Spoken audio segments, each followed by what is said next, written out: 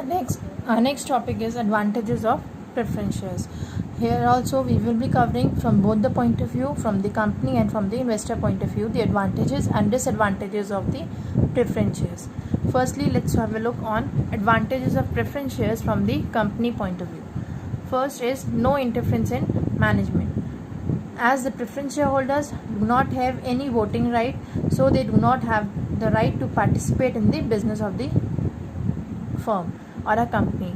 Therefore, the ownership is retained by the owner, which reduces the interference in the management, as they cannot participate in the voting of the company, so they cannot also interfere in the proceedings of the company, which helps the management in the reduction of the interference in the management or the working of our company. Second is no burden of profit. As preference shares are paid dividend only if the company is having the profit. Therefore, in case of preference shareholders, there is no fixed burden of paying dividend on the company. Third is no charge on the asset. In case of preference shareholders, the issue of preference shareholder does not involve any charge on the asset. Therefore, we can say the assets are free for raising the loans or the long-term loans from the commercial banks, such as debentures, or the loans includes or involves the charge on the asset.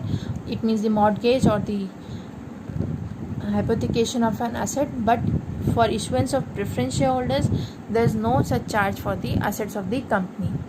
And reducing the overcapitalization. In case of preference shares, redeemable preference shares,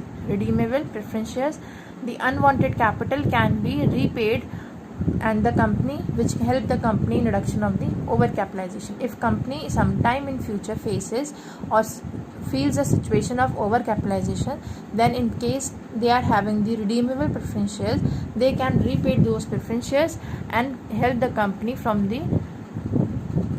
coming up the point of or the position of the overcapitalization. These were the advantages of preference shares from the company point of view. Now coming from the investor point of view, as they are getting the secured dividend. Secured dividend is one of the most advantageous point in case of preference shares, as the rate of dividend which is provided to the preference shareholders is fixed. Therefore, they are secured and stable about the rate of dividend which the preference shareholders will be getting in case of companies having the profit.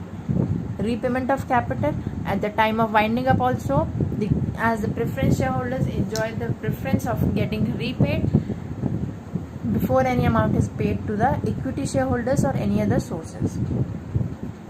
Third, in case of cumulative preference shares, what are cumulative preference shares? In which the arrears of dividend are also being paid. This is also an advantage for the investor. If they are having the cumulative preference shares, the area of dividends are being accumulated and are payable in future terms. Next is flexible preference shares. If they are having the convertible preference shares, and they can enjoy of being convertible into the equity shareholders in the future whenever they want, only if they are the convertible preference shares. If they are non-convertible preference shares, so they cannot convert them into the equity shareholders anytime in the future. But if they are convertible preference shares, they have an advantage of being converted into the equity shareholders equity shares whenever they want in the future. These all were the advantages from the investor point of view, and these were from the company point of view.